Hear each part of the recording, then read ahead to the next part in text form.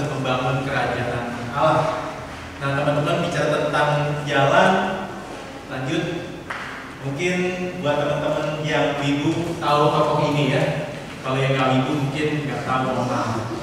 Jadi kalau di komik Jepang One Piece ada satu tokoh namanya Oronomaru. Gayanya keren ya, cool banget, jago pedang. Kalau berantem pakai pedangnya 3, 2 di tangan, 1 di mulut. Meskipun saya belum pernah lihat dalam kenyataan ada orang yang begitu ya.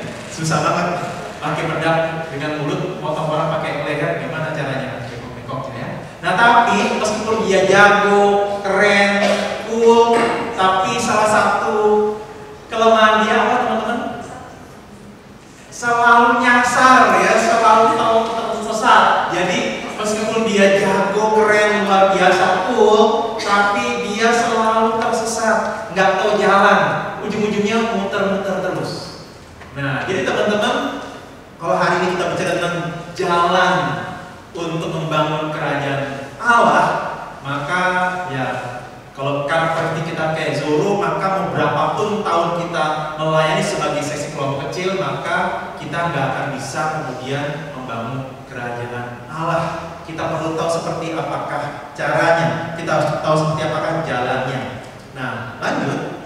Jadi teman-teman sekalian, yang perlu kita pahami, mungkin ini akan merefresh kembali apa yang sudah dibahas di sesi tadi pagi, bahwa tujuan kedatangan Kristus ke tengah-tengah dunia ini bukan semata-mata untuk menyelamatkan manusia berdosa. Kristus datang ke dalam dunia, orang percaya kepada Kristus sebagai Tuhan dan Juru Selamat, tetapi pertanyaannya dalam rangka apa? Kalau kita bicara tentang Kristus datang untuk menyelamatkan orang berdosa, agar kita dilahirbarukan, pertanyaannya untuk apa? Nah teman-teman sekalian, yang menarik adalah ternyata di dalam 2 ayat ini, misalnya di Matius 4 ayat 17 dikatakan, sejak waktu itulah Yesus memberitakan, bertobatlah, sebab kerajaan surga sudah dekat. Jadi sejak waktu Yohanes Pembaptis ditangkap, alias sang penyiap jalan bagi Yesus sudah selesai bertugas, tokoh utamanya masuk ke kancah pelayanan, maka agendanya adalah menghadirkan kerajaan surga atau kerajaan Allah. Sampai kapan Tuhan Yesus memberitakan tentang kerajaan Allah? Nah ternyata dalam Kisah Rasul 1 ayat 3 ditutup dengan kalimat yang mirip, kepada mereka yang menunjukkan dirinya setelah penderitaannya selesai dan dengan banyak tanda yang membuktikan bahwa ia hidup. Sebab selama 40 hari ia berulang-ulang menampakkan diri dan berbicara kepada mereka tentang kerajaan Allah. Jadi sejak kapan dan sampai kapan? Artinya selama Yesus melayani secara publik di tengah-tengah dunia ini, goalnya hanya satu, kerajaan Allah. Menghadirkan kerajaan Allah, membawa orang masuk ke dalam kerajaan Allah. Untuk itu orang harus bertobat untuk bisa masuk ke dalam kerajaan Allah. Bahkan di catatan lahir baru pun, ini memang tidak ada di slide, tetapi kalau kita lihat di dalam Yohanes pasal 3, ayat yang sangat terkenal biasanya adalah Yohanes 3 ayat 16. Nah tetapi meskipun itu sangat terkenal, tetapi pertanyaannya untuk apa kita percaya supaya kita hidup kekal? Nah, tetapi maksudnya hidup kekal itu seperti apa? Nah teman-teman sekalian, kita lihat misalnya di dalam Yohanes 3, ketika Tuhan Yesus didatangi oleh Nikodemus, di ayat yang ketiga Tuhan Yesus mengatakan kepada Nikodemus, Yesus menjawab katanya, aku berkata kepadamu, sesungguhnya jika seorang tidak dilahirkan kembali, dia tidak dapat melihat kerajaan Allah. Jadi ternyata pertobatan seseorang, lahir barunya seseorang, iman seseorang pada Kristus, apakah dia percaya atau tidak kepada Kristus sebagai Tuhan dan Juru Selamat, ini dalam kaitan kerajaan Allah, agar dia bisa masuk ke dalam kerajaan Allah. Bahkan dalam ayat ini ada penekanan yang lebih jelas lagi. Jangankan masuk, ngelihat aja nggak bisa kalau belum lahir baru. Jadi pertobatan, iman percaya kepada Yesus, lahir baru, itu dalam rangka kerajaan Allah, agar kita bisa masuk dalam kerajaannya, hidup bersama-sama dengan Bapa di surga. Nah jadi teman-teman sekalian, ini hal yang perlu terus-menerus kita tanamkan dalam diri kita. baik di dalam pelayanan di persekutuan maupun nanti ketika kita sudah keluar menjadi alumni dan seterusnya, visi kerajaan Allah harus menjadi visi hidup kita. Nah, tinggal yang menjadi pertanyaannya, kalau begitu bagaimana caranya Tuhan Yesus untuk mewujud nyatakan visi ini? Lanjut, Matius 4 ayat berikutnya. Tadi ayat 17, maka ayat 18 dikatakan, nah ini mungkin ayat yang tidak asing buat kita ya. Dan ketika Yesus sedang berjalan menyusur danau Galilea, ia melihat dua orang bersaudara, yaitu Simon yang disebut Petrus dan Andreas saudaranya. Mereka sedang menebarkan jala di danau sebab mereka menjala ikan. Yesus berkata kepada mereka, "Mari, ikutlah aku, dan kamu akan menjadikan penjala manusia." Lalu mereka pun segera meninggalkan jalannya dan mengikuti Dia. Jadi teman-teman sekalian, kita bisa lihat di sini bahwa untuk kerajaan Allah ini bisa dihadirkan, yang Yesus lakukan adalah memanggil orang untuk jadi murid-muridnya. Jadi the way to build this kingdom is discipleship, making disciples. Nah, tetapi yang menarik di sini dikatakan, "Mari ikutlah aku dan kamu akan kujadikan penjala manusia." Jadi dalam bagian ini kita melihat ada semacam paradoks ataupun juga sinergi ataupun juga keterlibatan antara tindakan Allah dan respon manusia. Tindakan Allah di sini adalah, kamu akan kujadikan penjala manusia. Itu peran Yesus membentuk seseorang untuk menjadi penjala manusia. Nah, bagian si manusia apa? Ikut Yesus. Jadi meskipun di satu sisi Tuhan Yesus berkuasa untuk membentuk kita sedemikian rupa menjadi muridnya, tetapi bukan berarti kita pasrah, diam dan pasif, melainkan kita bersedia untuk taat kepada bentukannya. Bagian kita adalah ikut aja Dia, taat aja Dia, dan izinkan ketika kita taat, Dia bentuk kita semakin menjadi penjala manusia. Nah, jadi teman-teman dari sini, ketika kita hendak mengerjakan pemulihan, persekutuan kampus bukan hanya hadir untuk menghasilkan murid, tetapi menghasilkan murid yang memulihkan kembali.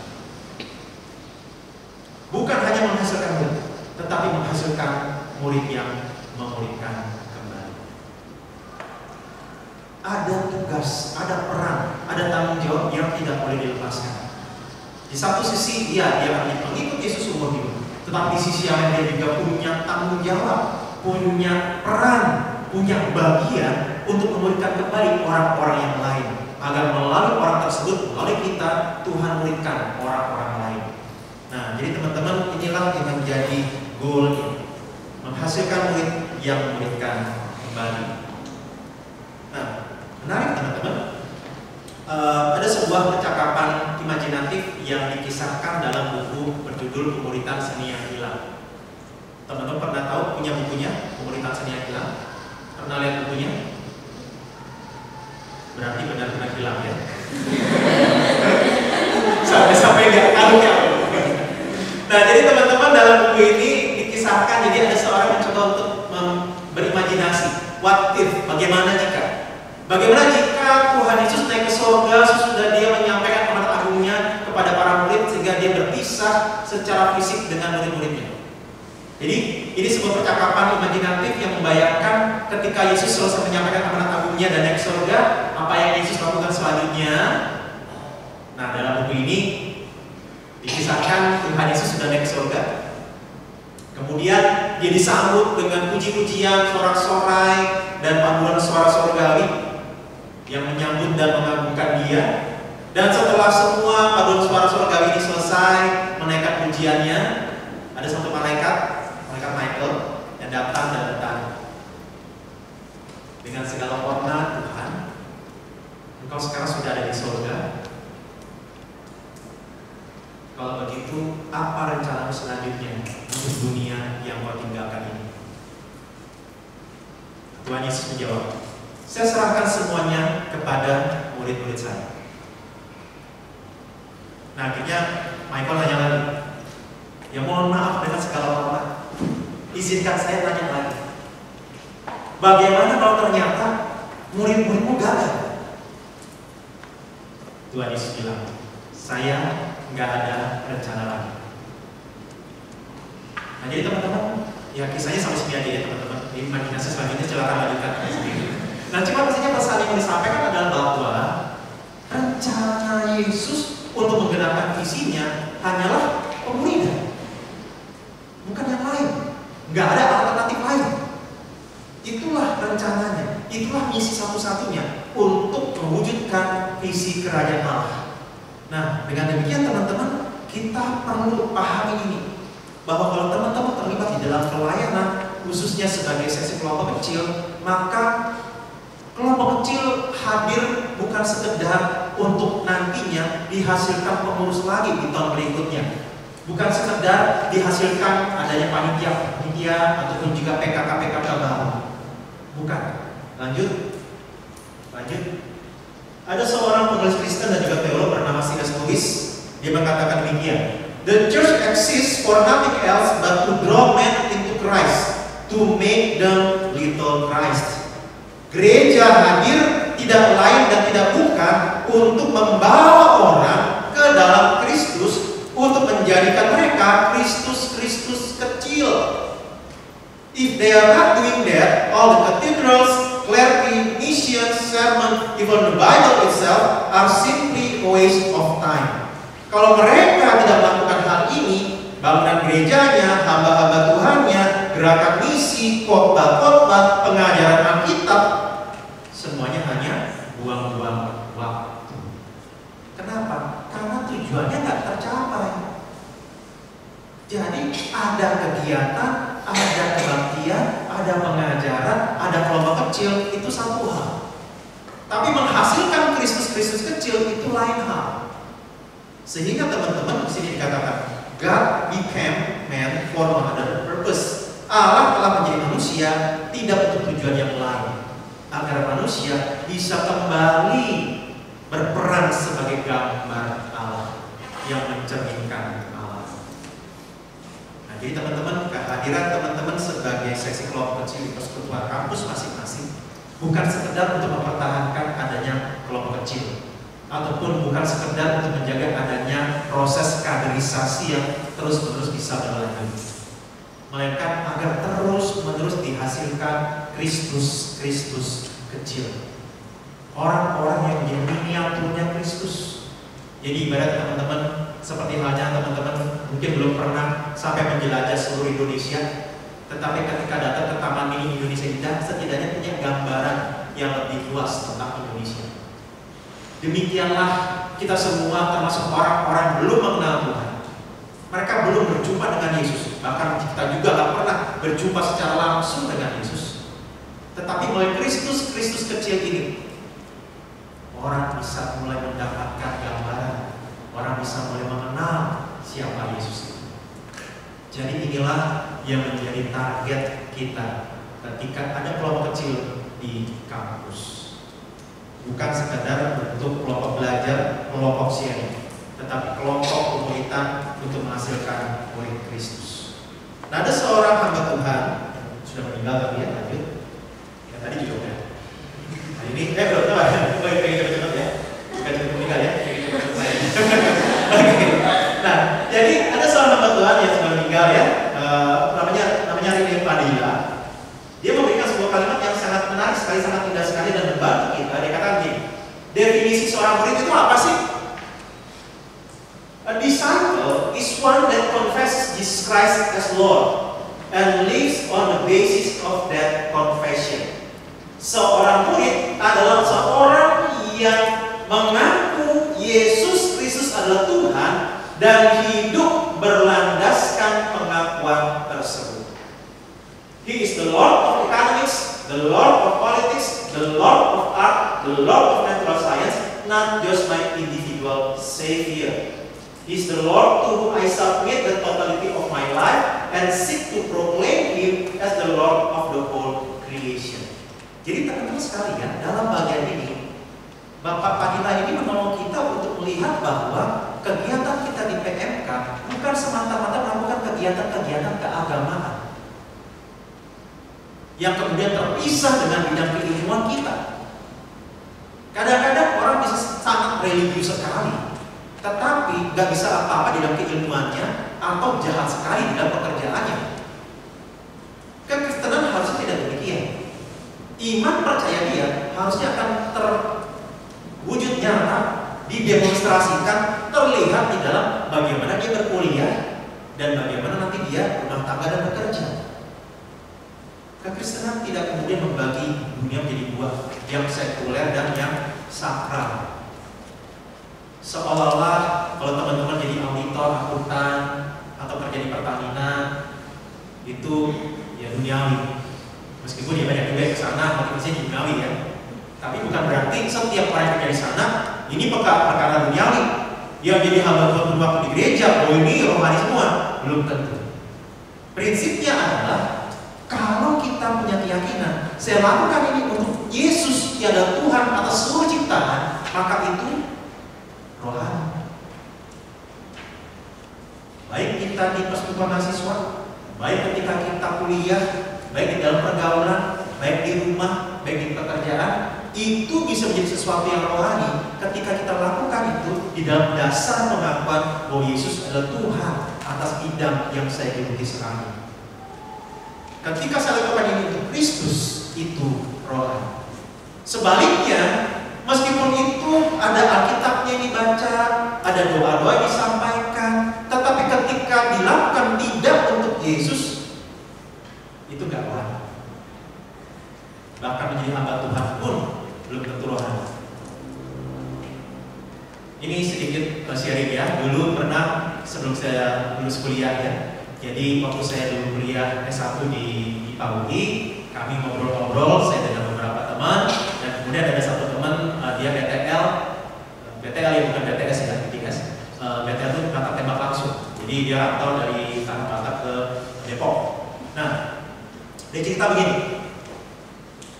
Orang tua kami kalau nyekolahkan kami sampai tinggi-tinggi, targetnya dua, antara jadi dokter atau jadi pengacara. Yang pinter-pinter akan didorong, dimotivasi, ya kalau bisa ditekan ya kalau nggak mau, untuk mau jadi dokter mau jadi pengacara. Kenapa? Saya kalau udah pinter dan lebih banyak. Belum selesai. Nah, buat yang bodoh-bodoh, orang tuanya bilang apa? Sebalkan detanya. Jadi saudara, kali ini isu zaman kolonial ya, zaman saya dulu kuliah. Sekarang nggak ada. Tetapi bayangkan kalau mindset seperti itu memang benar terjadi, wajar saja khotbah di gereja-gereja tidak bermutu, jemaat yang dilayani tidak bertumbuh. Kenapa? Hanya melihat sekolah pendeta sebagai batu loncatan untuk cari duit di gereja. Nah berarti melayani di gereja pun belum tentu rohani. Jadi artinya mau kita menjadi hamba Tuhan waktu di gereja, ataupun kita jadi auditor, jadi menteri dan lain-lain, fondasinya harus sama. Basis on the confession that Jesus Christ is Lord. Nah, jadi teman-teman, ini dulu yang kiranya menjadi penekanan kita. Kita rindu dihasilkan bukan hanya PKK-PKK baru, tetapi mahasiswa dan alumni yang menjadikan Yesus sebagai Tuhan dan Raja mereka. Nah inilah yang menjadi goals-nya. Lanjut. Nah kalau saya bicara tentang siklus produksi ya, input, processing, output. Nah biasanya kan seperti ini siklus produksi alumni. Mahasiswa itu inputnya masuk ke kampus, ke dunia kampus, ikuti berbagai aktivitas yang ada di dalamnya, maka dihasilkan sarjana. Sarjana nanti akan bekerja dimanapun ya dia dapat pekerjaan ya.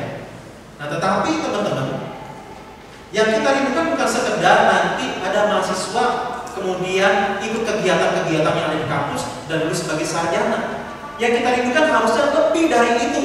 Bukan sekedar dihasilkan sarjana-sarjana yang kemudian punya kerinduan untuk bekerja demi memelihara hidup dan masa depan dia.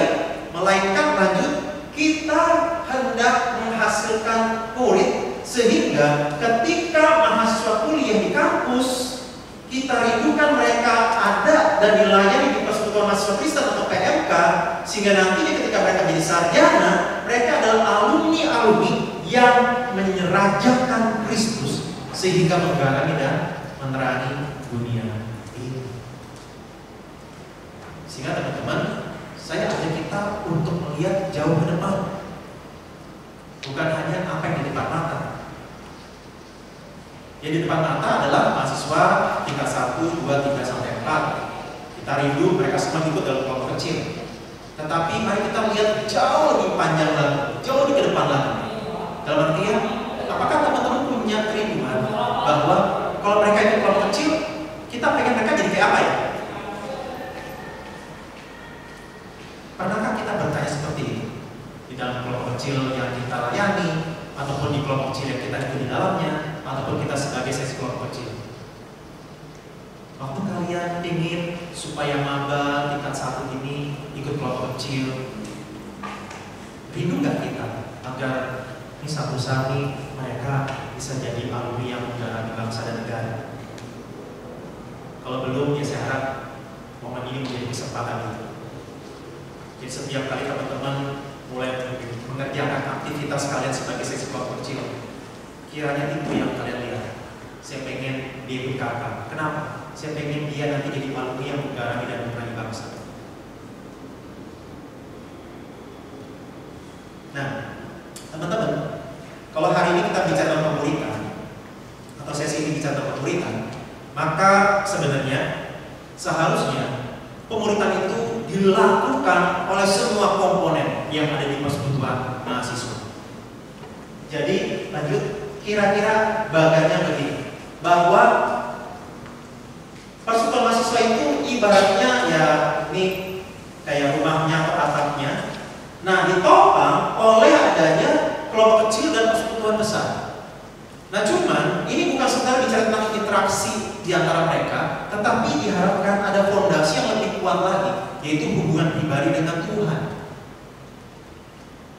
Nah, itulah kenapa teman-teman sekalian, yang kita harap adalah bukan semata-mata orang-orang yang ada di kampus itu aktif ikut kegiatan PMK. Yang kita rindukan mereka juga punya hubungan pribadi dengan Tuhan yang dalam. Karena apa? Kehidupan pribadi mereka dengan Tuhan akan mempengaruhi kehidupan komunal mereka bersama dengan Tuhan. Ibaratnya gini, kenapa persekutuan doa itu kurang diminati atau jarang yang ikut? Jangan-jangan memang karena banyak orang di dalamnya yang gak punya kehidupan doa yang baik. Itu saling mempengaruhi antara kehidupan pribadi kita dengan Tuhan dan kehidupan komunal kita dengan Tuhan. Sebaliknya, ketika kita dihangatkan, dikobarkan di dalam persekutuan bersama, itu akan mempengaruhi kehidupan pribadi kita dengan Tuhan. Kita lebih semangat, kita seperti ada energi yang baru untuk berkomunikasi dengan Tuhan, membaca kita dan seterusnya. Jadi ini dua hal yang gak bisa dipisahkan. Sehingga teman-teman, kita perlu lihat ini sebagai fondasi. Nah, tetapi memang persekutuan mahasiswa secara umum ya terdiri dari dua pilar ini, kelompok kecil dan persekutuan besar. Kalau persekutuan doa ada, itu pun demi dua pilar ini bisa benar-benar mencapai tujuannya. Dan kalau tidak ada persekutuan doa, maka persekutuan doa itu bisa ada di dalam kelompok kecil dan persekutuan besar. Dalam artian misalnya, seandainya di persekutuan kampus teman-teman nggak ada waktu lagi untuk bikin PD bersama. Nah, di manakah PD itu bisa dilakukan? Di PJ. Di mana lagi? Di kelompok-kelompok kecil. Tetapi intinya semua hal yang kita lakukan di persekutuan mahasiswa itu dalam rangka menghasilkan murid yang memuridkan kembali. Jadi teman-teman, pemuritan bukan semata-mata kerjaannya seksi kelompok kecil. Seharusnya semua pengurus, meskipun divisinya bukan divisi kelompok kecil, mindsetnya adalah saya menghasilkan murid. Mereka ikut PJ supaya mereka makin menjadi murid, bukan sekedar mengumpulkan orang-orang yang beragama Kristen. Jadi kita bersama-sama bergotong royong, kerjasama untuk menghasilkan murid yang memuridkan. Demikian juga ketika nanti teman-teman lulus dari kuliah, kemudian aktif melayani di gereja, maka gereja pun harusnya hadir melakukan kegiatannya untuk menghasilkan murid. Bukan sekedar supaya mempertahankan jemaatnya jangan kabur atau mengambil jemaat dari gereja lain masuk ke dalam gerejanya. Tidak. Tetapi mereka agar dihasilkan murid yang memuridkan kembali. Inilah mindsetnya. Inilah pola pikirnya. Ya. Nah, jadi teman-teman, untuk bisa menghasilkan murid seperti itu, tetap perlu senjata utama.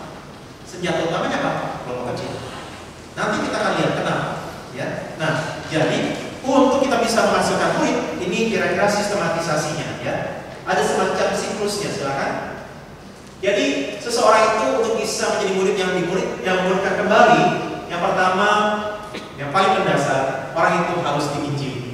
Orang itu harus kenal Injil. Orang itu harus bertobat dan mengalami kelahiran kembali. Nah, ketika dia punya pertobatan yang jelas, dia masuk kepada tahapan yang berikut, yaitu pembinaan. Dia dibangun dalam hal-hal disiplin-disiplin rohani mendasar sebagai orang-orang Kristen yang baru. Hal-hal yang mendasar sebagai fondasi imannya.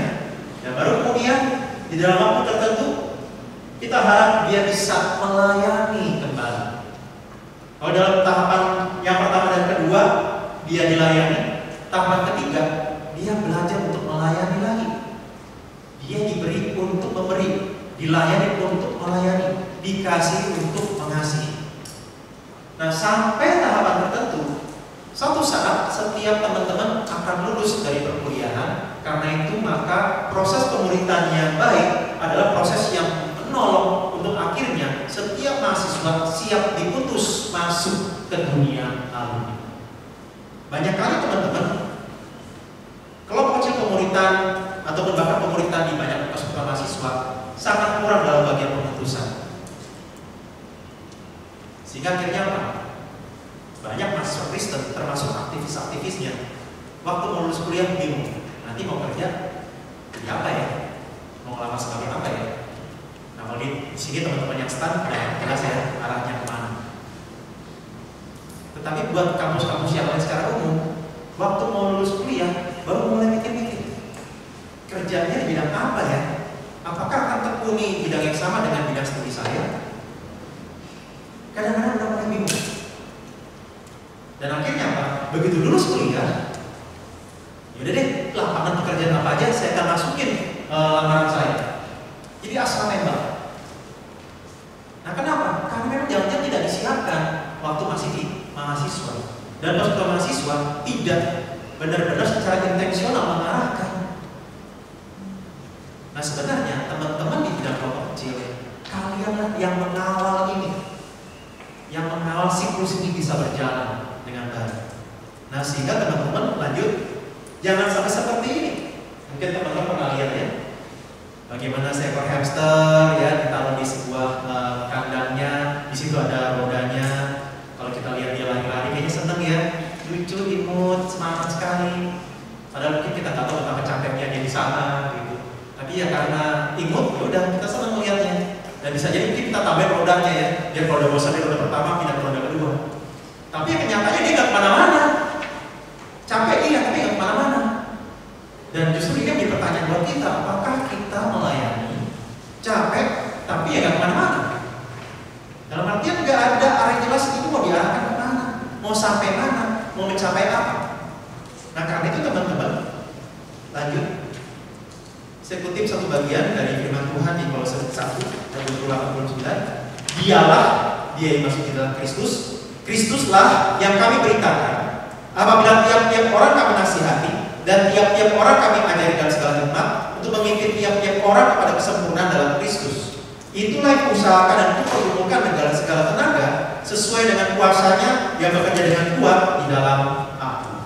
Jadi artinya teman-teman, Paulus dalam hal ini dia juga berlelah-lelah. Itu yang kuusahakan dan kupergumulkan. Kalau dalam bahasa aslinya itu bicara tentang ergonizomai, agonizomai, egoni, penderitaan, dan ada kata kopial di situ dalam bahasa Yunani. Teman-teman nggak hafal apa-apa. Kayak ditanya juga pas lagi ujian.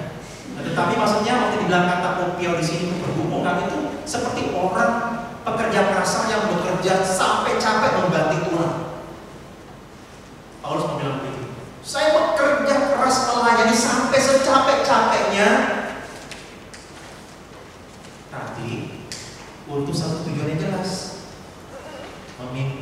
kepada kesempurnaan dalam Kristus. Lanjut. Jadi teman-teman, tujuannya benar dan jelas. Kesempurnaan dalam Kristus, pengertiannya adalah kedewasaan di dalam Kristus. Kedewasaan.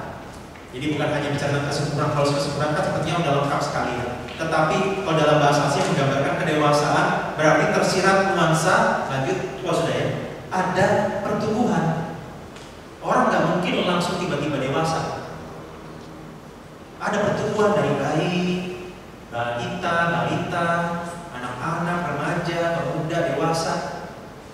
Saya nggak tahu apakah ada orang yang begitu muncul ke dunia langsung dewasa. Mungkin hanya ada satu dan dua ya, Adam dan Hawa. Nggak mungkin tiba-tiba layang-layang ada sperma ovum, kemudian berubah jadi zigot dan tiba-tiba lama jadi embrio, muncullah Adam, bayinya, kemudian balitanya, Tuhan Yesus ya atau Allah ya cari susu buat dia ya, susu sapi. Saya yakin ya ketika Allah menciptakan dia langsung jadi manusia dewasa.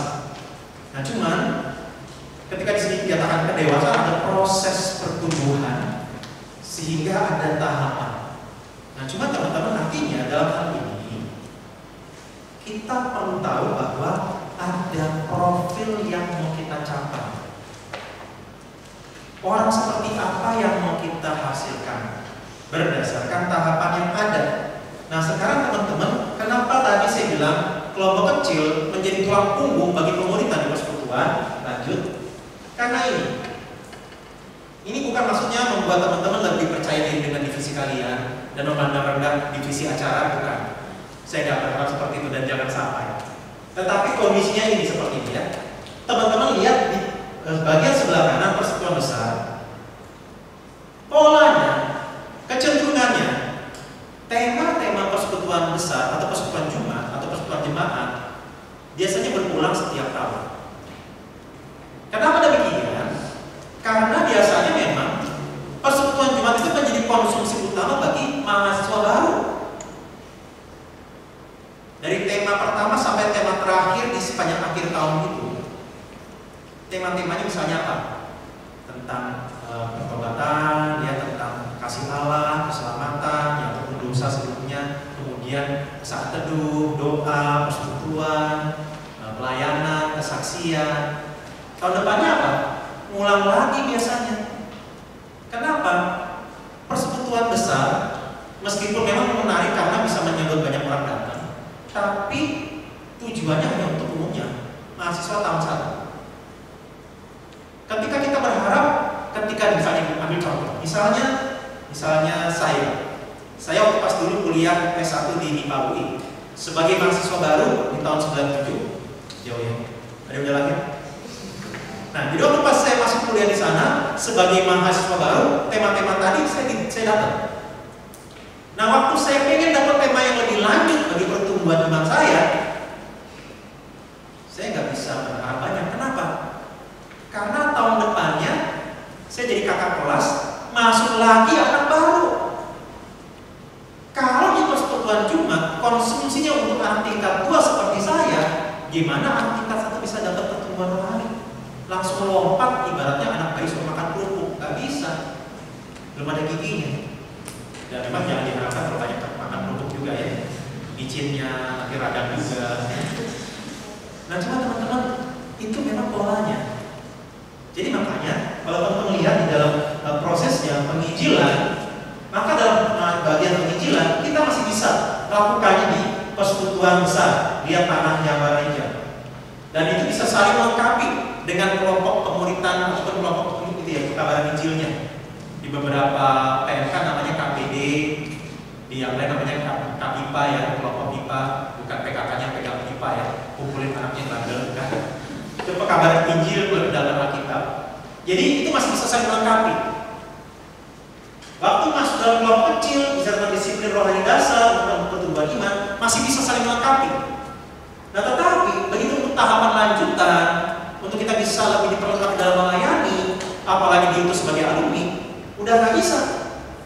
Malah orang-orang yang ikut dalam KTB dan KTB misi ini, KTB misi maksud KTB untuk pengutusannya, mereka tidak boleh lagi berharap terlalu banyak dari persekutuan besar, melainkan mereka harus lebih memberi lagi kepada persekutuan besar.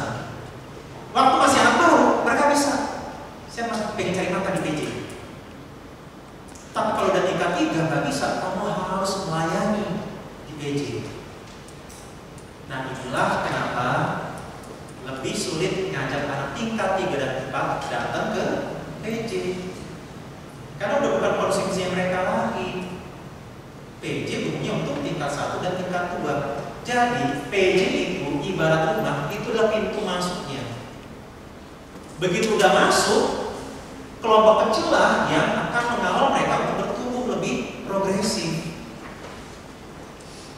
Jadi teman-teman, bukan untuk membuat kalian GR, tapi membuat kalian lebih bersyukur dan tanggung jawab.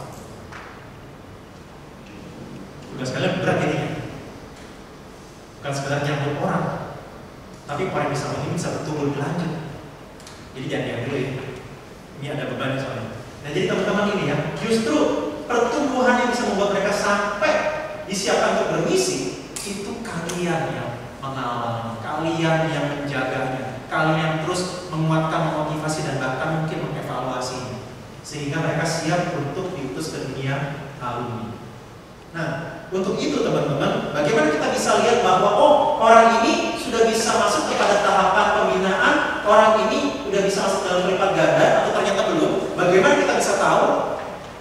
Nah, itu masuk kepada yang namanya profil. Jadi teman-teman, kita perlu yang namanya kurikulum. Kurikulum itu artinya ya semacam panduan yang sifatnya progresif untuk orang bisa dari kecil sampai akhirnya bertumbuh dewasa. Nah, untuk itu, untuk kita bisa melihat bahwa orang ini sudah bisa lanjut atau belum, bukan sekedar berapa lama dia ikut kelompok kecil, bukan sekedar berapa banyak bahan yang sudah dia dapat, tetapi seperti apakah profil yang terlihat dari kehidupan mereka. Sehingga teman-teman sekalian bisa jadi udah 2 tahun dibutuhkan dalam kelompok kecil, belum siap-siap juga. Jangan dipaksa juga kalau memang belum siap. Tapi kalau ternyata udah siap, ya jangan dilonggarin juga. Ibarat gak apa-apa deh, nanti sampai lulus juga gak apa-apa kok usah pelayanan. Jangan juga. Ketika profilnya sudah jelas, maka dia bisa didorong untuk masuk kepada tahapan yang berikut. Nah, sehingga lanjut, kira-kira ini gambarannya. Seseorang itu ketika di dalam tahapan penginjilan, harapannya adalah dia atau mereka menjadi orang-orang yang memiliki fondasi iman yang kuat di dalam Kristus, menerima Kristus sebagai Tuhan dan Juru Selamat, mengalami kelahiran kembali, punya pertobatan yang jelas. Meskipun memang untuk orang bisa lahir baru, itu pekerjaan Roh Kudus teman-teman. Kita tidak bisa tahu kapan pekerjaan itu terjadi, tetapi yang kita bisa lihat indikasinya adalah dia punya keyakinan bahwa Kristus adalah Tuhan dan Juru Selamatnya. Nah, itu profil yang kita harap bisa lihat. Dia punya keyakinan keselamatan di dalam Yesus. Dia yakin keselamatannya tidak akan hilang karena Kristus yang pegang dia. Dan dari situ kita bisa melihat dia rindu belajar firman Tuhan. Dia mulai punya pemahaman yang baru tentang dosa, mulai benar-benar punya tekad untuk tinggalkan dosa, rindu untuk lebih mengasihi Tuhan. Nah, ini kira-kira profilnya seseorang yang ada di dalam tahapan penginjilan, harapannya seperti ini. Nah, ketika dia masuk dalam tahapan berikutnya yang kedua, silakan. Harapannya, profilnya adalah orang ini jadi orang yang tunduk kepada ketuhanan Kristus dan rindu untuk bersekutu dengan Tuhan, hidup dalam firman dan makin menyerupai Kristus dalam karakternya. Rindu bersekutu dan punya kerinduan untuk bermisi. Bermisi maksudnya memberitakan firman, memberitakan Injil, bersaksi kepada orang lain. Nah, itu tahapan di dalam yang kedua. Sehingga teman-teman, nanti profil inilah yang menjadi cara teman-teman mengevaluasi sudah sejauh mana progres kelompok kecil yang ada di persekutuan kampus teman-teman. Jadi bukan sekedar banyak, bukan sekedar berapa lama, bukan sekedar berapa banyak bahan, tetapi sejauh mana profil itu terlihat dalam hidup mereka. Nah, makanya lanjut, ketika kita lihat fondasinya sudah semakin baik, maka tahapan yang ketiga, apakah mereka kira-kira bisa ya untuk mulai melayani? Melayani bukan hanya yang sifatnya temporer, tapi ada komitmen yang agak jangka panjang, seperti lain saja sebagai pengurus atau bahkan sebagai PKK. Jadi teman-teman bisa lihat. Nah, makanya untuk itu, ketika kita berharap ada profil seperti ini, orang-orang yang rindu untuk memimpin dan melayani, berarti aktivitas yang ada di dalam kelompok kecilnya adalah aktivitas yang menolong mereka untuk memimpin dan melayani. Jadi ketika ada profil yang kita pengen kejar, itu mempengaruhi dengan apa yang mau kita lakukan. Nah, salah satu contoh yang pernah saya lakukan adalah waktu anak-anak kelompok kecil saya sudah masuk semester 4. Berarti asumsinya idealnya semester 5 mereka bisa mimpin kelompok kecil. Maka di semester 4 saya minta mereka ganti-gantian mimpin kelompok kecil, mimpin pertemuannya. Saya udah siapkan rencananya, saya tunjuk kamu minggu depan ya yang mimpin, kamu minggu depannya lagi, kamu minggu depannya lagi, dan seterusnya. Kenapa? Saya ingin tahu sejauh mana mereka siap kalau nanti memimpin kelompok kecil kembali. Meskipun ya tetap ada ya itu panggilan Tuhan, visi dan beban dari Tuhan, tapi setidaknya ada indikator-indikator yang kelihatan bahwa oh iya kayaknya dia sudah siap, dia belum. Atau ternyata fondasi dasar doktrinnya masih kurang kuat, pemahaman firmannya kurang, akhirnya berjalan jangan dulu. Atau ternyata ini kayaknya bahkan disiplin rohaninya masih bermasalah, jangan dulu. Jadi itu kegiatan-kegiatan tadi saya lakukan ketika ada profil yang ingin saya kejar. Nah, jadi teman-teman itu juga yang akan menjadi pandunya. Profil ini harus dicapai, caranya gimana? Nah, teman-temanlah yang harusnya mendampingi. Nah, makanya teman-teman lanjut ya. Sampai bagian terakhir ketika dia atau mereka sudah sampai termasuk kita ya, sudah mau lulus kuliah, harapannya KTP yang kita ikuti menolong kita untuk ya kriteria penampakan murid makin kelihatan, tetapi juga kita makin ditolong untuk menghayati panggilan dan peran di tengah-tengah dunia, sehingga kita bisa bedakan antara istilahnya apa ya, vocation dan occupation. Vocation panggilan dan occupation pekerjaan, sehingga ketika nanti kita bekerja panggilannya tetap sama, menjadi garam dan terang dimanapun Tuhan tempatkan. Pekerjaan seperti apa itu tergantung pimpinan Tuhan juga ke depannya. Tetapi jangan sampai kita pisahkan antara panggilan dengan pekerjaan, seolah-olah ya kerja cari duit, jenjang karir, menangkan masa depan, cari jodoh, tapi tidak ada hubungannya dengan panggilan menjadi garam dan terang. Dan seringkali ya ini ya, PR di pelayanan mahasiswa terutama banyak di sini. Menolong dalam hal teologi kerja. Kenapa saya bekerja? Apa tujuan saya bekerja? Bagaimana saya bekerja? Mahasiswa banyak tidak disiapkan. Dan sebenarnya inilah tugas teman-teman mengkondisikan. Nah, makanya teman-teman justru yang menjadi pertanyaan, waktu teman-teman ikut pembina calon PKK, apakah kurikulum kelompok kecil menjadi salah satu hal yang teman-teman dapat di sana?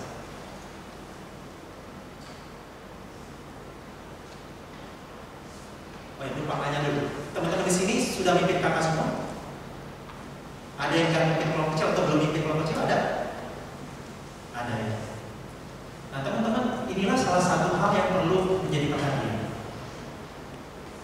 Ketika teman-teman seksi kelompok kecil tapi belum memimpin kelompok kecil, maka teman-teman agak sulit untuk berempati dengan PKK dan kebutuhan-kebutuhan. Bukan berarti nggak bisa dan nggak boleh, tetapi punya hal tertentu yang menjadi ekstra poin buat kalian. Ibaratnya bekal yang tersendiri buat kalian. Kenapa? Teman-teman sebagai seksi kelompok kecil adalah yang mengawal, memonitor, mendampingi PKK-nya. Ketika teman-teman tidak mengerti tentang kondisi pergumulan dan tantangan soal PKK, teman-teman sulit menghayati apa ya kebutuhan PKK.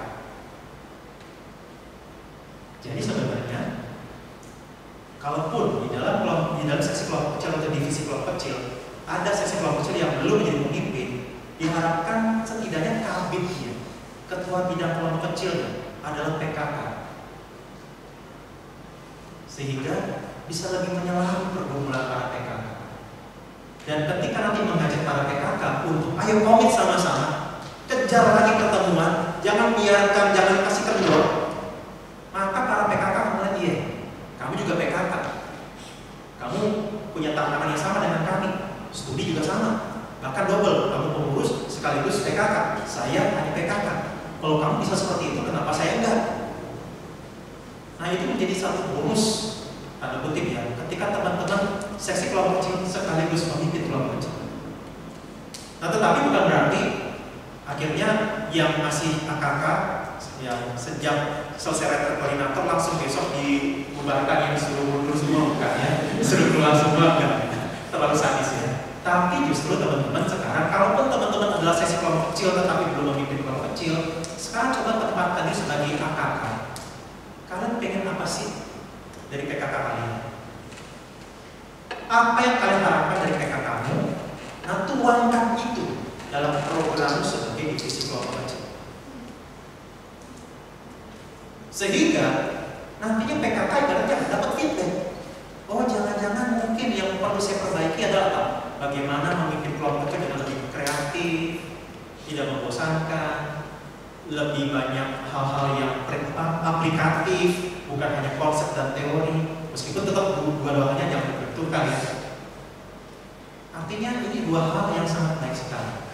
Jadi teman-teman, justru dalam hal ini tugas kalian itu sangat penting sekali, menjadi sahabat dan gembala bagi para pemimpin kelompok kecil. Nah, jadi teman-teman, kalau mungkin pembinaan CPKK akan disiapkan teman-teman. Sebelumnya untuk pembinaan CPKK kan ini mau masuk angkatan 2025 yang akan dilayani. Yang menyusun tema-tema pembinaan CPKK, pendampingan ke CPKK itu yang mengkoordinasikan siapa? Divisi KK. Pembinaan itu ngurusin kelompok kecil. Kalau di Papua, kalau di STAN ada divisi pemerintahan, divisi KK ya. Oke. Ada yang di luar itu, misalnya ada tim khusus gitu, tim khusus, apalagi dia khusus apa misalnya, mungkin akan ya. Ya, rata-rata semua dipegang oleh divisi kelompok kecil ya. Nah, berarti teman-teman ada satu materi yang perlu teman-teman sampaikan nanti bekal untuk capai kalau PKK kalian. Kurikulum kelompok kecil. Mungkin yang pertama bisa jadi adalah konsep pelayanan. Yang kedua visi pemerintahan. Yang ketiga peran gembala. Yang keempat lebih praktis, kurikulum kelompok kecil. Kurikulum bicara tentang profilnya, tahapannya, materinya, dan waktunya. Apa saja tahapan yang mau dicapai, profil seperti apa yang diharapkan, nanti masuk pada buku-buku apa yang bisa dipakai untuk itu, berapa lama waktu yang dibutuhkan untuk mencapai profil itu secara umum. Jadi, meskipun nanti dalam penerapannya PKK akan berkreasi sesuai dengan konteks dan pergumulan, tapi mereka punya panduan. Nggak akhirnya lepas dan bingung mau ngapain di dalam kelompok kecil. Jadi ini salah satu yang bisa menolong buat teman-teman nanti melayani dan mendampingi. Nah, buat PKK yang sudah ada sekarang, bisa jadi kalau memang belum ada, dalam arti ini, mungkin PKK bagi anak-anak 2024 mungkin belum dapat kurikulum kelompok kecil misalnya. Ya sudah, teman-teman sebagai divisi KK atau bidang pembinaan, buatkan pembinaan khusus buat PKK baru angkatan 2024 yang memimpin 2024 maksud saya. Buatkan pembekalan buat mereka tentang kurikulum kelompok kecil supaya pelayanan mereka lebih terarah. Dan cara mereka mengevaluasi dan cara kita mengevaluasi sama nantinya. Ibaratnya apa? Kita nuntutnya apa, mereka mencapainya apa, karena nggak ada komunikasi jelas, mereka akan bilang, saya nggak tahu kalau profil itu yang dicapai. Waktu pembinaan CPKK kami nggak dapat kok yang kayak gitu. Nah, ketika sudah ada, akan lebih jelas. Kita bisa sama-sama mencapai hal ini.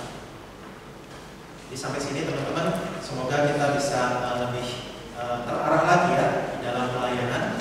Meskipun tetap kita meminta pertolongan dan kuasa Tuhan. Ini semua upaya-upaya kita untuk menaati kehendak Tuhan, tetapi tetap semuanya di dalam kontrol dan kuasa Tuhan. Karena apa? Tuhan itu nggak bisa kita samaratakan, ya. Oke, nah lanjut. Apa saja yang dilakukan di dalam kelompok kecil pemuritan? Nah, teman-teman biasanya tidak bahas dalam untuk kisah Rasul 2-nya, tetapi poin-poin ini kita dapat dari kisah Rasul 2 tersebut. Yang paling utama sebenarnya apa? Kita harus bedakan antara firman Tuhan dengan pengajaran. Firman Tuhan dengan pengajaran itu bukan satu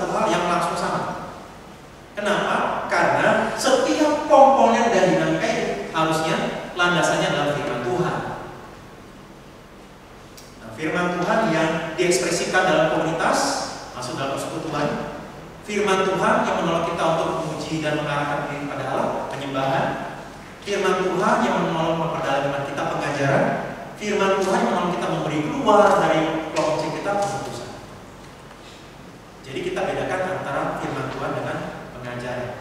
Semua aktivitas di kelompok kecil harusnya dilandasi oleh firman Tuhan. Nah, ekspresinya ada persekutuan, penyembahan, pengajaran, pemutusan. Nah, jadi teman-teman, seringkali ini juga menjadi masalah dalam kelompok kecil di banyak PMK ya. Seringkali dari dari 4 komponen tadi, persekutuan, penyembahan, pengajaran, pemutusan, yang mana yang lebih banyak, yang mana lebih sedikit? Yang mana lebih sering? Persekutuan ya, sharing, jalan, makan. Ya nggak langsung salah juga ya. Tapi teman-teman, ketika hanya itu yang mendominasi, lama-lama kelompok kecil itu akan jenuh, bosan. Jangankan kelompok kecil, pasutri ketika variabelnya cuma itu doang, bosan. Saya ikut KTB pasutri dan di situ ada satu bapak yang cerita bagaimana caranya untuk bisa menghangatkan relasi keintiman dengan pasangan. Salah satunya adalah diarahkan untuk saling cerita, berbagi apa yang dialami sepanjang 1 hari itu. Nah, bapak ini bilang, ya kerjaan saya gini-gini doang. Datang ke kantor jam 8, ngurusin arsip, tanda tangan, periksa keuangan, seterusnya, terus pulang ke rumah. Besok sama lagi, besoknya sama lagi, mau cerita apa? Akhirnya apa? Sampai rumah, udah capek, nonton TV. Istrinya mau ngobrol, dia jadi bingung, mau ngobrolin apa ya? Terus sehari kayak gini terus, sama kayak minggu lalu, sama kayak kemarin. Jadi saudara bisa bayangkan ya, ketika hanya fokus di satu variabel saja, kelompok kecil kita menjadi sangat membosankan. Nah, harapannya kelompok kecil kita menjadi kelompok kecil yang bukan hanya ke dalam, tetapi keluar. Ada sesuatu berkat yang kalian bisa bagi keluar kelompok. Nah, makanya lanjut. Nah, teman-teman, ini satu contoh. Contohnya saya modifikasi sesuai dengan konteks zaman sekarang. Yang waktu itu saya lakukan di dalam kelompok kecil saya tahun 99. Belum lahir juga ya. Nah, jadi misalnya gini, ada 4 komponen tadi ya. Persekutuan, penyembahan, pengajaran, pemutusan. Nah, jadi di awal ada 2 pembuka dulu. Nah, untuk persekutuan, supaya lebih mencairkan suasana, menghangatkan suasana, tetapi sesuai dengan tema, saya bikin games tebak kata. Tebak katanya biasa lah ya. Kadang-kadang kalau pesantren kan gitu ya. Misalnya kita dikasih kertas kata apa yang kita mau kasih tahu ke mereka, tapi kita harus kasih gerak-geriknya dan nanti mereka akan jawab. Nah, tapi kenapa saya pilih games tersebut? Prinsipnya begini, kalau kita nggak ngomong secara langsung, orang nggak bisa ngerti maknanya apa, orang nggak bisa dapat pesannya apa. Nah, makanya kenapa penting firman Tuhan kita pelajari? Kenapa di dalam Yohanes 1 dikatakan pada mulanya adalah firman? Pada mulanya adalah word. In the beginning was the word, perkataan. Teman-teman mungkin pernah dengar kalimat biasa begini. Teladan lebih berbicara daripada kata-kata.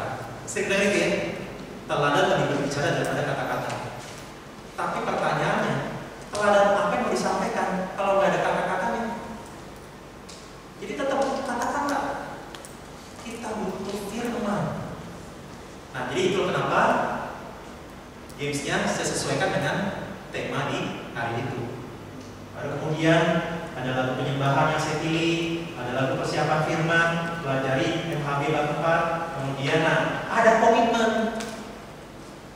Untuk kalau zaman saya waktu itu, komitmen kami adalah membuat bahan PA bagi persekutuan Jumat di fakultas kami. Jadi kalau zaman kami, persekutuan Jumatnya itu bentuknya selang-seling, khotbah PA kelompok, khotbah PA kelompok. Nah, zaman kami di fakultas kami, pembuat bahan PA-nya adalah kelompok kecilnya. Jadi kelompok kecil itu dikasih tugas sesuai dengan pertumbuhan mereka ya, untuk nanti jadi pembuat bahan PA untuk PJ keberapa. Nah, kami kemudian mengajukan diri, kami mau.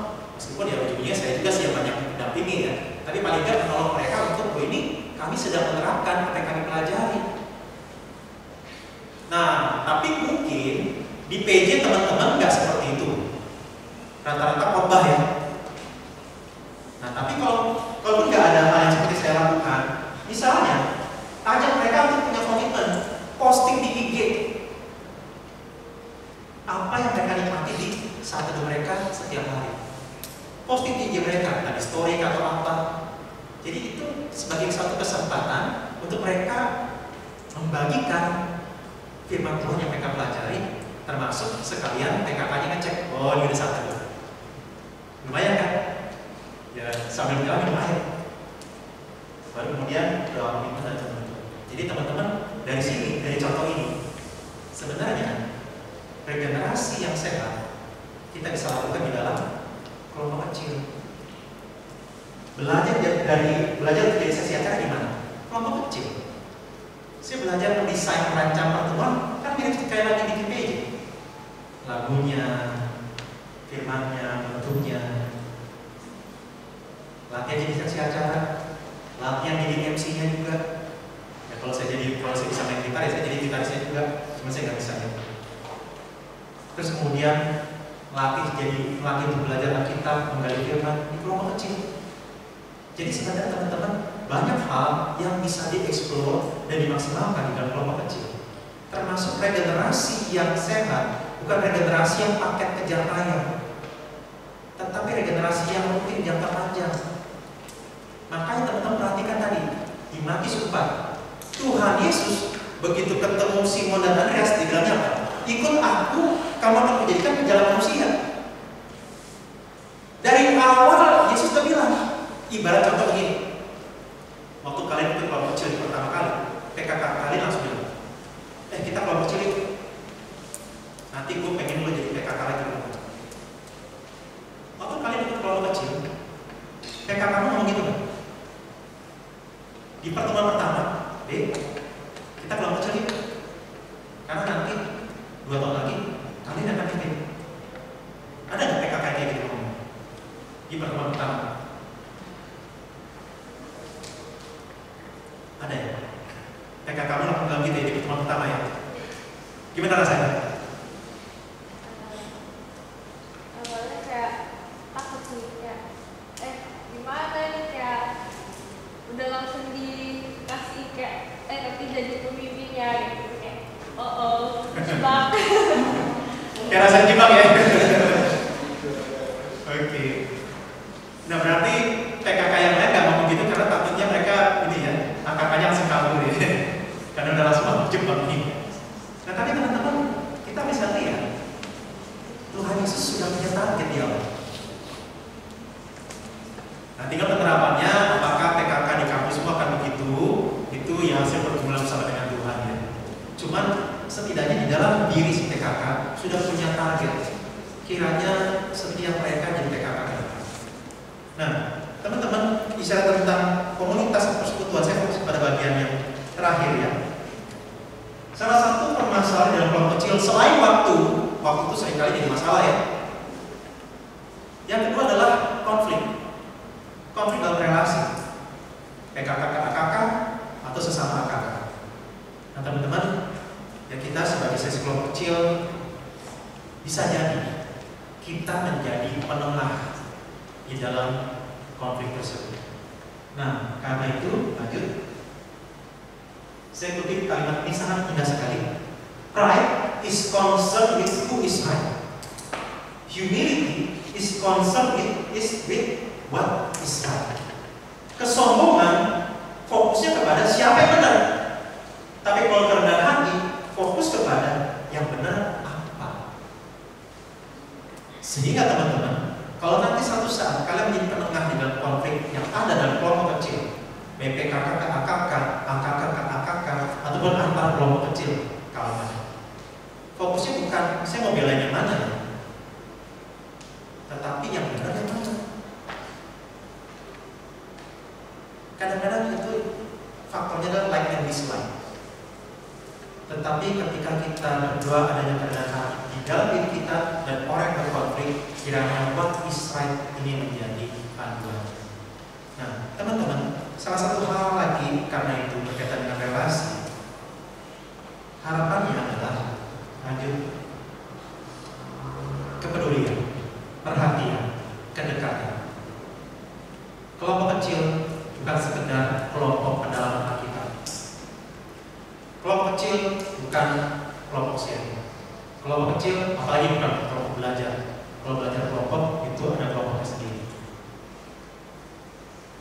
Tapi kelompok perhatian. Sejauh mana adik-adik itu bisa bertumbuh menjadi serupa dengan Kristus. Dalam satu studi yang dilakukan oleh lembaga survei Kristen di Indonesia, faktor utama kenapa generasi Z sulit dijangkau di gereja adalah karena gereja tidak care dengan generasi sekarang. Ada atau tidak ada mereka tidak menjadi perhatian. Tetapi ketika ada anak muda di gereja, yang muncul dalam pikiran adalah jadi pemusik, petugas multimedia, jadi pekerja. Ibaratnya apa yang bisa ditarik dari mereka untuk dipakai di gereja. Nggak langsung salah, tapi nggak sepenuhnya benar. Kebutuhan dia jadi diperhatikan. Dia merasa tidak ada teman di sana, merasa sendirian, tidak ada yang menyapa. Sehingga akhirnya apa? Gereja menjadi tempat orang datang kebaktian dengan khotbah pulang tanpa ada kedalaman relasi. Ya, gereja harus benar dan kita jangan sampai jatuh pada lubang yang sama. Dorong untuk para PKK untuk terus perhatian, jadi sahabat, jadi pendamping dalam pertumbuhan rohani anak-anak mereka. Kadang-kadang ini ya, kadang-kadang mungkin para PKK belum tentu punya penguasaan yang dalam tentang doktrin, meskipun harapannya harus punya. Tinggal pertanyaannya kapan mau diperdalam, disediakan pembinaan. Tetap pada akhirnya orang tidak sedang mengetes doktrin-doktrin kita, tetapi yang orang ingin adalah kamu care nggak sih sama saya? Ketika care, kita akan menyampaikan pengajaran, dia akan lebih terbuka dengan dia. Kita menyampaikan pengajaran bukan mau bilang saya lebih hebat dari kamu. Balik lagi, who is I? Tetapi saya peduli dengan kamu. Nah, jadi teman-teman, ini salah satu hal yang tadi saya sempat share dengan ada beberapa pengurus di sebuah pusat mahasiswa. Kalau saya dulu di MIPA UI, program pengurusannya salah satunya adalah setiap pengurus memperhatikan minimal 1 jemaat non-KK. Itu programnya. Setiap pengurus memperhatikan minimal 1 jemaat non-KK. Asumsinya, kenapa jemaat non-KK? Asumsinya, yang itu kelompok kecil sudah diperhatikan oleh PKK-nya. Nah, pertanyaannya, bagaimana dengan jemaat-jemaat yang tidak terlayani dalam kelompok kecil? Nah, pengurus perhati minimal 1 orang. Kenapa? Mereka butuh kedekatan. Kita memang diciptakan untuk berrelasi. Kadang-kadang yang menjadi permasalahan itu, saya ada atau nggak ada di persekutuan, nggak ada masalah kok, nggak ada gunanya, nggak ada efeknya. Kalau saya hilang pun nggak ada yang nyari. Nah, karena itu teman-teman, justru teman-teman sebagai seksi kelompok kecil, jangan sampai bahkan AKK pun pada berhilangan ketika PKK-nya sangat tidak perhatian dengan AKK-nya. Nah, teman-teman, ya saya tutup dengan ini. Amsal 17, seorang sahabat menaruh kasih setiap waktu dan menjadi seorang saudara dalam kesukaan. Yang benar itu punya quotes. Teman itu orang yang menyelamatkan dari neraka yang namanya kesepian. Kita mengharapkan para PKK menjadi orang-orang yang hadir dalam hidup para PKK. Bukan hanya kontak PKK ketika mereka mau bikin pertemuan kelompok kecil. Habis itu nggak pernah ada komunikasi sama sekali. Tiap hari ada interaksi, ada komunikasi. Ada waktu-waktu ketemuan bareng, entah makan bareng, belajar belajar bareng, jadi teman dalam perjalanan, dalam suka dan duka mereka. Ini sangat penting sekali. Jadi sebagai bagian terakhir teman-teman berkaitan dengan ini, ada satu pengalaman yang dialami oleh beberapa adik bina saya, tapi di satu persekutuan mahasiswa. Jadi kisahnya begini, ada mantan aktivis dari PMK tersebut yang sudah tidak aktif di PMK, tapi kemudian lebih aktif di satu komunitas tertentu yang berafiliasi dengan sebuah gereja. Nah, ketika mahasiswa baru masuk, itu PMK-nya sudah melakukan pengelompokan, sudah ngeplot ya, siapa PKK bagi AKK-AKK yang ada. Nah, jadi semua atau beberapa AKK yang dalam mahasiswa baru sudah disediakan PKK-nya, diminta PKK-nya deketin satu-satu para AKK. Nah, ada salah satu AKK yang dalam mahasiswa baru di PMK tersebut sakit. Nah, ketika dia sakit, PKK-nya nggak ada komunikasi sama sekali, hanya nanya kabar lewat chat, kemudian nggak ada kontak lagi. Nah, si mantan aktivis ini, dia telepon, dia tanya, kos di mana, lagi sakit apa. Akhirnya si aktivis ini, mantan aktivis ini datang ke kosannya, bawain obat. Habis itu selesai belum? Ditanya, udah makan belum deh? Belum. Tungguin. Jadi si mantan aktivis ini keluar, cari makan, beliin, bawa untuk si mahasiswa. Mirip perumpamaan orang Samaria yang PHK. Singkat cerita, 90% mahasiswa baru di PMK tersebut nggak ada yang ikut PMK. Kemana mereka? Ke komunitas si mantan aktivis ini.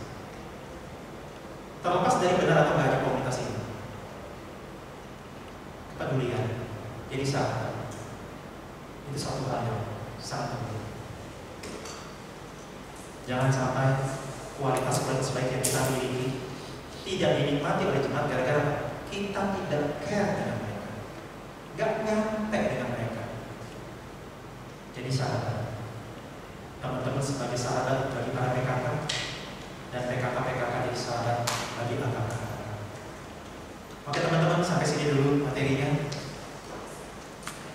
Kalau ada pertanyaan silakan. Dari materi saya bagikan mungkin lebih banyak agak kayak konsep ya, tapi semoga bisa teman-teman dapat gambaran. Ada yang lain? Tadi kan dibilang sih kalau kita harusnya memadai KPK dan pendamping. Nah, bagaimana? Terus tadi juga kayaknya mention kalau jadi si kakak itu harusnya dia sudah pernah lagi skor kecil gitu. Nah, bagaimana jika sudah terjadi nih bang, dia sudah jadi si kakak, tapi dia belum pernah merasakan jadi AKK. Nah, jadi aku menanya bagaimana kalau hal itu sudah terjadi dan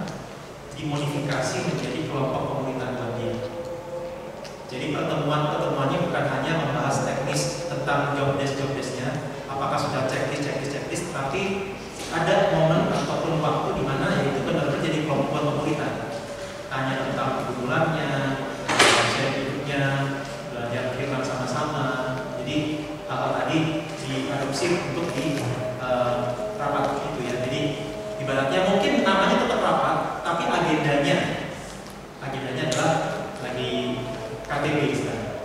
KTB. Agendanya adalah KTB. Gitu. Ya. Nah, yang kedua, kalau misalnya kabinnya itu sendiri kurang diarahkan oleh pusat misalnya, kalau ada mantan tim inti dari persekutuannya nama siapa? Aneh. Ada. Oh gitu. Bapaknya ada ya. Jadi bisa tanya ke mantan tim inti atau mantan kabit sebelumnya untuk menjadi pendamping, atau ada yang namanya penilik. Di beberapa persekutuan kampus ada semacam pelayanan kepenilikan. Isinya adalah orang-orang yang sudah menyelesaikan kepengurusan tapi masih punya beban untuk melayani dan mendampingi adik-adik pengurus. Di beberapa PMK ada secara struktur, tapi di beberapa PMK yang lain enggak, lebih ke ya relasi aja ataupun beban aja. Jadi dia misalnya masih punya perhatian, dia akan mendampingi, menanya-nanya. Nah, kalau di kampusnya, di PMK-nya Adel ada pemilik secara struktural, nah bisa minta dia mendampingi. Nah, kalau nggak ada secara struktural, bisa minta mantan pengurus tapi yang ada melihat kayaknya punya hati untuk pelayanan mahasiswa. Nah, bisa minta bimbingan, bisa juga nanya-nanya, atau bisa juga ke PMKJ, bisa diskusi di situ, nanya ke pengurusnya, atau pas lagi datang ke Bible study-nya kan ada staff yang ada di wilayah itu, bisa konsultasi ke dia juga untuk minta bimbingan. Jadi dua hal itu ya, KTB pemuritan di dalam divisi dan juga mencari orang untuk bisa jadi semacam pembimbing atau mentor.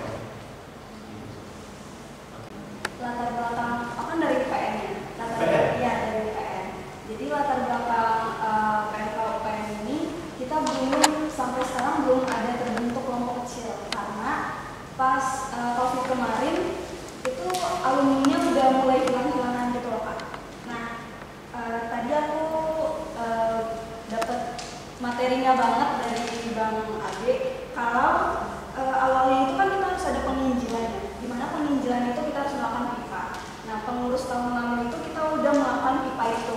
Nah, sekarang kita fokusnya itu kan mau ke kelompok kecil ya Bang. Apakah kita harus ngelakuin PIPA itu dulu untuk membentuk kelompok kecil, atau kayak kita harus belajar, kita harus dilakukan pembinaan dulu untuk bisa membentuk kelompok kecil itu sendiri? Yang pertama, untuk ada perintisan kelompok kecil, yang paling utama sih ada pemimpinnya dulu.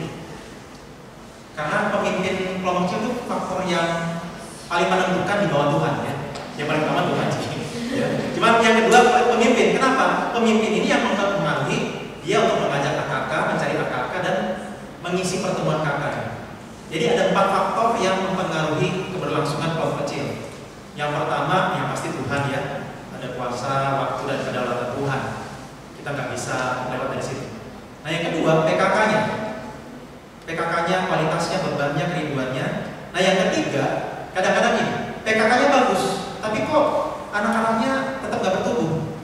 Jangan-jangan memang masalahnya di anak-anaknya yang sulit, yang mungkin ada pergumulan atau trauma tertentu, atau masalah yang dark side tertentu yang membuat dia punya perilaku tertentu. Atau ternyata misalnya anaknya bagus, PKK-nya bagus, kenapa mandek? Kenapa kok kayaknya nggak bertumbuh? Mungkin yang keempat, dinamika kelompok kecilnya kayak apa? Isi pertemuannya, apakah menunya pertemuan atau enggak? Jadi 4 hal ini.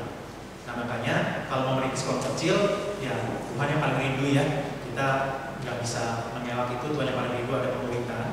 Nah tinggal ya faktor yang kedua, cari PKK. Jadi namanya siapa tadi? Yesi. Nah jadi Desi.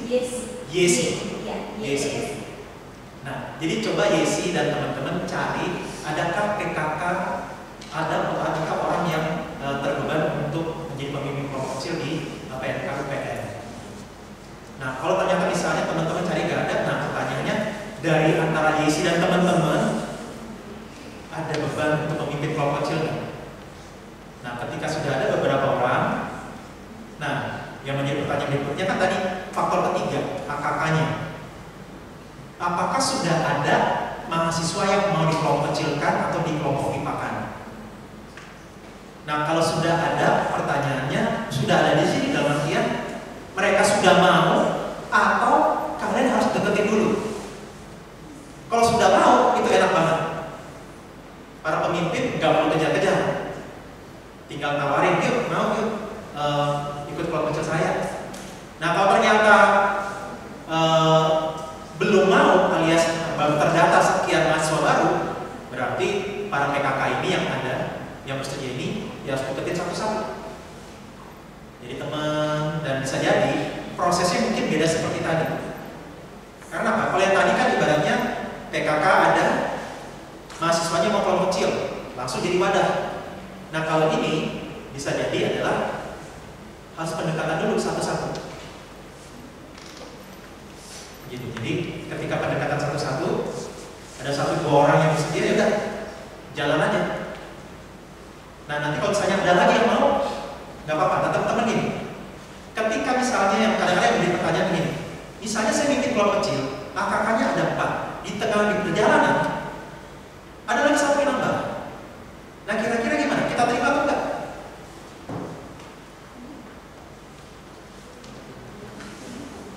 Terima nggak? Nah, kalau saya lebih kepada terima.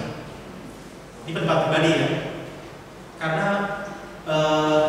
kadang-kadang mindsetnya tadi ya, kita sudah mimpin kelompok kecil untuk 4 orang, sudah ada berbagai macam materi dan bahan yang disampaikan, tiba-tiba muncul 1 orang baru. Apakah akan ulang lagi ke awal dengan tema-tema yang sudah disampaikan? Kasihan dong yang sudah ikut lama. Nah, tapi kalau misalnya tema lanjutan, di mana si anak baru ini harus ikut dengan yang sudah lama, kasihan dia dong. Nah, jadi ada 2 kemungkinan. Pecah 2 kelompok, artinya ya kamu harus bikin 2 kelompok, atau beri pengertian kepada yang sudah lebih lama di dalam kelompok kecil. Ceritakan bahwa ini ada teman kita yang baru, ya kita kombinasi ya materinya. Ada yang baru untuk dia, alias lama untuk kamu, tetapi ada juga yang baru untuk dia dan untuk kamu. Karena poinnya bukan di materi dan bahan, tapi di profilnya.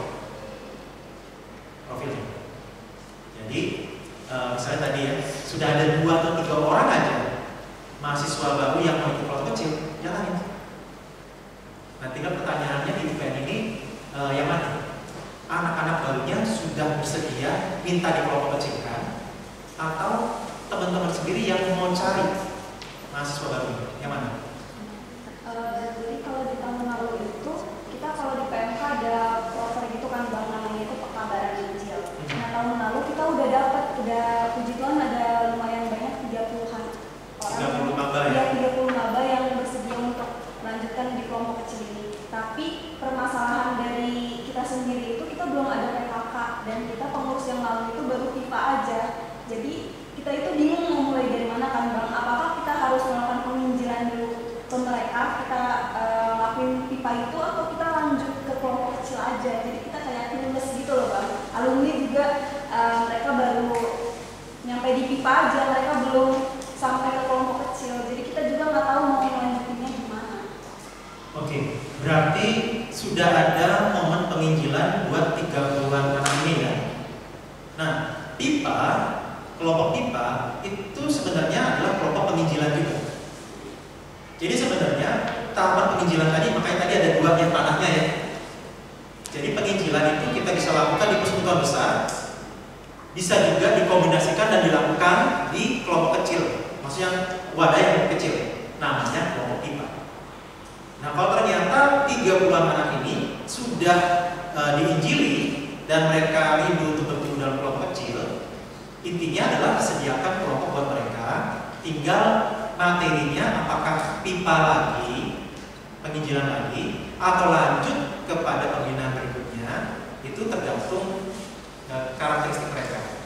Tapi pertanyaannya, sudah ada atau belum PKK buat 30 orang ini? Kalau untuk PKK-nya sendiri ini belum ada kan bang, jadi ini juga yang jadi pertanyaannya, apakah yang jadi PKK ini dia harus dapat pembinaan itu juga atau gimana ya bang? Oke, Nah, untuk kalau begitu misalnya nih, karena belum tersedia PKK, pilihannya adalah dari teman-teman pengurus yang lebih siap ya, teman-teman jadi PKK buat mereka, tetapi cari PKK buat kalian. Ibaratnya PKK-nya PKK. Karena kan ibaratnya teman-teman kan menjalani sesuatu yang baru. Kalian nggak ada model, nggak ada contoh, nggak ada pendamping, nggak ada pembimbing. Nah, cari pembimbing itu. PKTB, pemimpin kelompok buat kalian para PKK. Sehingga misalnya contoh, waktu teman-teman bingung, dia bisa bantuin. Termasuk ketika misalnya menyampaikan bahan, misalnya mau pakai buku MHB misalnya, yang baru bab 1. Nah, gimana caranya ya? Ini maksudnya apa ya? Gimana cara menggali kitab ya? Nah, minta si PKTB ini atau pemimpin kelompoknya kalian ini untuk bikin semacam briefingnya, mengkelompok kecilkan kalian dengan MHB bab 1 itu.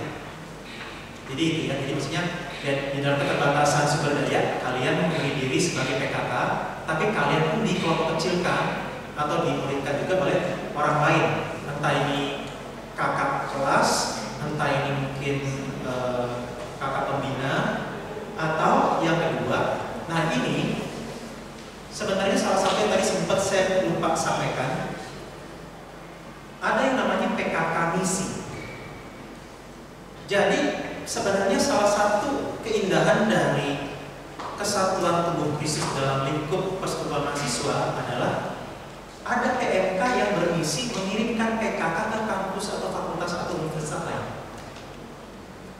Kalau contohnya seperti kampus saya, PO, maksudnya PMK-nya ya, persekutuan di MIPA.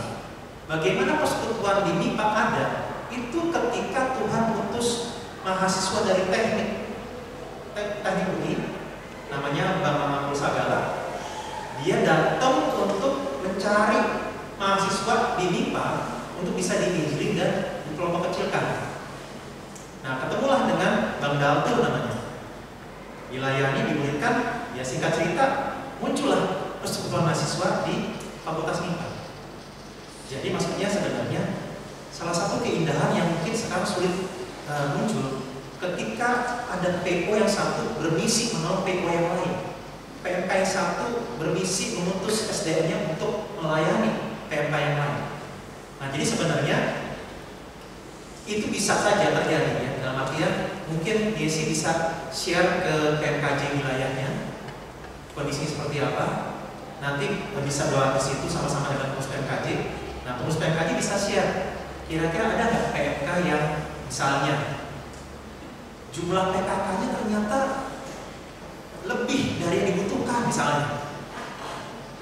Apakah PO tersebut atau PMK tersebut bersedia untuk men-sharingkan kepada PKK di fakultas atau PMK tersebut untuk mau nggak ada yang bermisi ke UPN misalnya. Nah, jadi itu ya beberapa alternatifnya. Nah, jadi itu bisa jadi salah satu kesempatan untuk 30 orang ini bisa tetap dimuridkan oleh teman-teman, tapi teman-teman butuh ada yang memuridkan kalian juga, mendampingi. Gitu. Boleh tanya lagi? Oh iya. Jadi misalnya kita lagi udah sempat ngobrol juga kan, ada sama staf perkantas namanya itu Kak Desi. Kak Desi minta tolong buat Kak Krista membantu kita buat KTB ini kan, buat kita di kelompok kecil. Jadi kalau misalnya kelompok kecil itu kita kan mungkin ada beberapa bab itu ya Pak. Jadi kalau misalnya kita udah ngelakuin sekali pertemuan, apakah kita bisa ngelakuin nge-sharingin itu ke kelompok kecil yang udah kita bentuk? Apa kita harus nunggu sampai selesai dulu babnya, baru kita bisa ngebina jadi pemimpin kelompok kecil itu? Ya, sebenarnya idealnya sih kita bukan hanya meneruskan jawaban pertanyaan dari buku MHB-nya ya. Kan kita mimpin kelompok kecil bukan sekedar jawab-jawab bahan. Kalian jadi PKK bukan sekedar transfer jawaban PKK kalian ke KKK ya, bukan. Jadi sebenarnya harusnya teman-teman mengendapkan dulu, menikmati dulu, menerapkan, baru bisa bagikan. Sebenarnya idealnya gitu. Ya. Nah, cuman memang mungkin faktor yang lain adalah dalam hal batasan waktu. Misalnya teman-teman baru belajar MHB bab 1. Pertanyaannya, kakak kalian mau belajar MHB bab 1-nya kapan nih? Kalau nunggu sampai MHP bab 12 selesai, mereka ngapain nih? Selama teman-teman menuntaskan 12 bab itu, kan ada bingung juga ya. Jadi ya memang ini yang tergantung hikmat Tuhan juga kepada teman-teman. Kalau dari saya sedikit logikanya ya bisa jadi ya. Ya sih mungkin sediakan waktu untuk dibagikan juga, meskipun jangan kasih jeda terlalu lama juga.